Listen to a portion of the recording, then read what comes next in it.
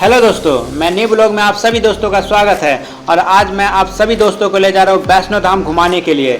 तो आप लोग सोच रहे होंगे कि वैष्णो धाम कटरा का है, मगर यह वैष्णो धाम कटरा का नहीं, यह बल्कि बिहार के मुजफ्फरपुर जिला में मोहम्मदपुर काजी चंदवारा में स्थित माता काली वैष्णो देवी मंदिर समिति के द्वारा बनाया गया यह वैष्णो धाम मंदिर है, जो कटरा का वैष्णो धाम का मंदिर के हुबहू बनाया गया है। तो चलिए आप सभी को मैं मंदिर में दर्शन कराता हूँ। तो ये जो आपको स्क्रीन पर दिख रहा है यही फुल एड्रेस है। हम चलते हैं पहाड़ों के बीच में मंदिरों का दर्शन करने के लिए। तो ये देखिए सीमेंट और पत्थर के द्वारा बनाया गया यह मंदिर का जो रास्ता है, जो पहाड़ का डिजाइन बनाया गया है और आपको इसी रास्ते से जाना होगा।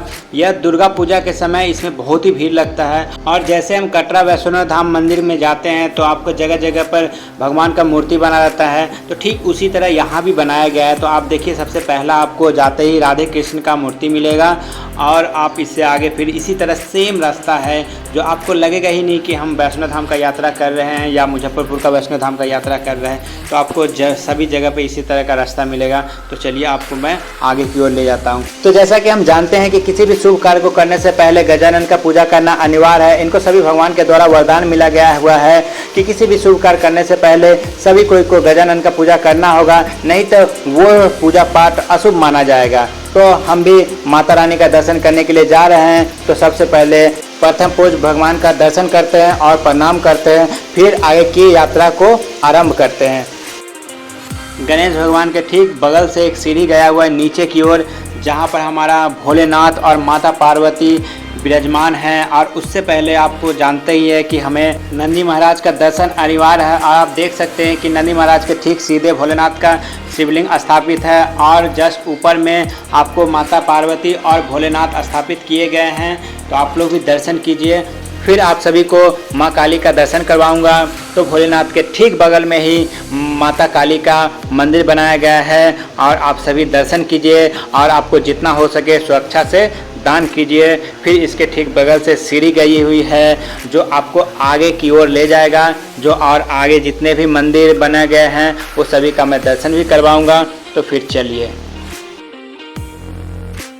फिर आगे की ओर चलते हैं। और जैसे ही माता काली का दर्शन करने के 10 कदम आगे चलते हैं तो आपको चरण पादुका मिलेगा।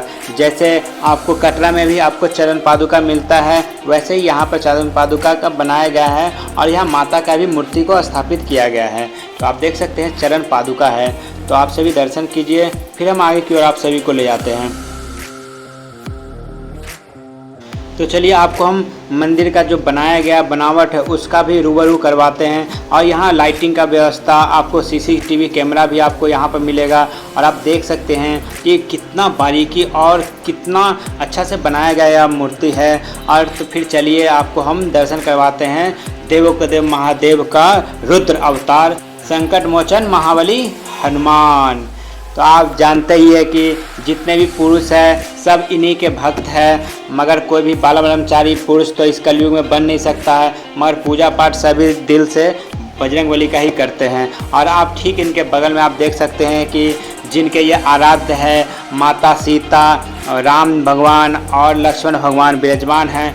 और फिर इसके ठीक बगल में आपको राधा माँ और कृष्ण भगवान मिलेंगे। तो आप सभी जानते ही है कि श्री राम भगवान और कृष्ण भगवान सभी विष्णु भगवान के अवतार है। जितने भी पापी पंगंडी राक्षसों का वध करने के लिए भगवान को बार बार अवतार लेना पड़ता है। जैसे कि इस कलयुग में भी विष्णु भगवान का कल की अवतार आने वाला है, कब आएगा ये किसी को पता नहीं। तो फिर चलिए आप सभी को आगे की ओर ले चलते हैं और आप सभी दर्शन कीजिए आदि कुमारी माँ का। और इस मंदिर में आपको आने के लिए आपको झुक कर जाना पड़ेगा, जैसे कि घुटना भी के बल से भी आप जा सकते हैं, क्योंकि यहाँ जो बनाया गया है आपको उतना ही जगह बनाया गया है जिससे आप सीधे नहीं जा सकते हैं, आपको झुकना पड़ेगा ही पड़ेगा। तो फिर आगे की ओर आपको हम ले चलते हैं।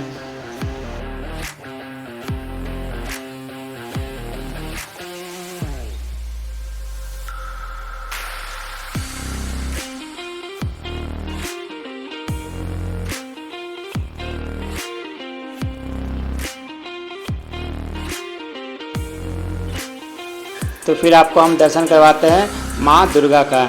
और हम लोग भवन के करीब पहुंच चुके हैं और आप देख सकते हैं कि माता का भवन आ चुका है। जब हम कटरा वैष्णो धाम में जाते हैं दर्शन करने के लिए तो ठीक इसी तरीके से आपको जाना पड़ता है।